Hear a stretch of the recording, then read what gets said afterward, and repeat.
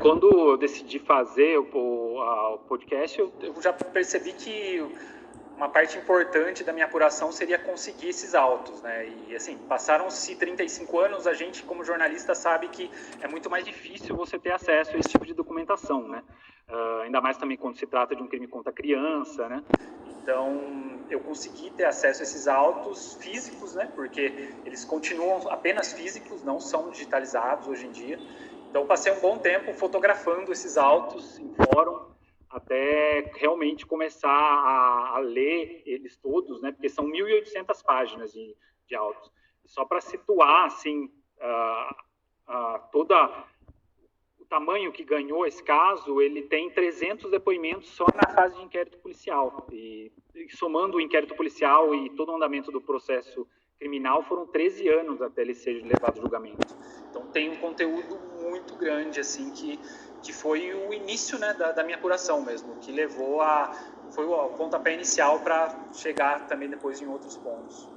Rodrigo, como é que surgiu a ideia de resgatar essa história, né? Uma história de 35 anos. A história, apesar de tanto tempo já existir, ela chegou para mim já alguns anos atrás, não muitos anos, porque eu sou jornalista do João Piracicaba, né, faço a cobertura diária do portal, e há 3 anos atrás a gente fez uma reportagem sobre um livro de um escritor aqui da cidade, que inclusive estudou no colégio na época da morte do João Paulo, e até por conta dessa relação afetiva que ele tem do caso, ele escreveu um livro de ficção inspirado no caso do João Paulo. O livro dele traz outros personagens, também tem personagens que estão com o nome trocado, e ele também até dá um desfecho para o caso também, com elementos ficcionais. Só que a partir desse contato que eu tive com o caso, me impactou bastante. Ele ficou muito na minha memória desde então, até eu conseguir esses autos em janeiro do ano passado. E assim, o impacto é principalmente pela tragédia em si,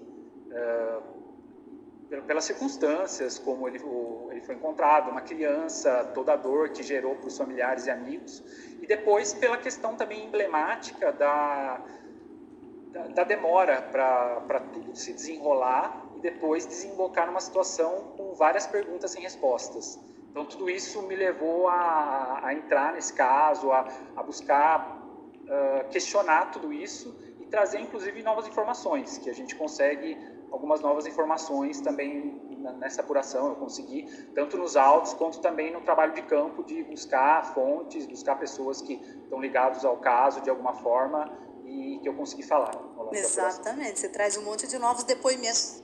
E bom, né? Porque depois de um bom tempo, em um outro contexto, sem as pressões do momento, né? Tanto os advogados, quer dizer, advogado de uma das partes, né? Que eu acho que fala com você, o delegado de polícia, uma testemunha muito importante, que agora não é mais uma criança, né? Fala com você. Como é que foi esse trabalho para chegar a essas pessoas?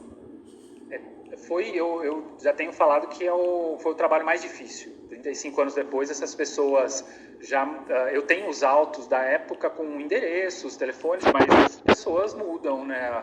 Os telefones mudam, as pessoas também vão para outras cidades, inclusive eu tive que viajar para outras cidades para encontrar pessoas. Teve pessoas que eu saí simplesmente com o endereço, dirigindo para outra cidade sem saber se ela morava lá ou não, sem nunca ter falado com ela. Então, foi um trabalho, até trabalhos de convencimento também para essas pessoas falarem, né? Porque é um assunto muito delicado, né? E as pessoas, elas lidam de maneiras diferentes com essas tragédias, né? Algumas pessoas decidem falar, né? Até com o próprio escritor que eu comentei, e algumas pessoas revivem, né, essa dor depois, então elas preferem guardar só para elas. Mas algumas pessoas acabaram quebrando o silêncio, falando comigo. E essa questão que você falou também do distanciamento do tempo, eu acho bem importante, né? Da gente quando o crime estava sendo investigado, era um clima de muita tensão na cidade.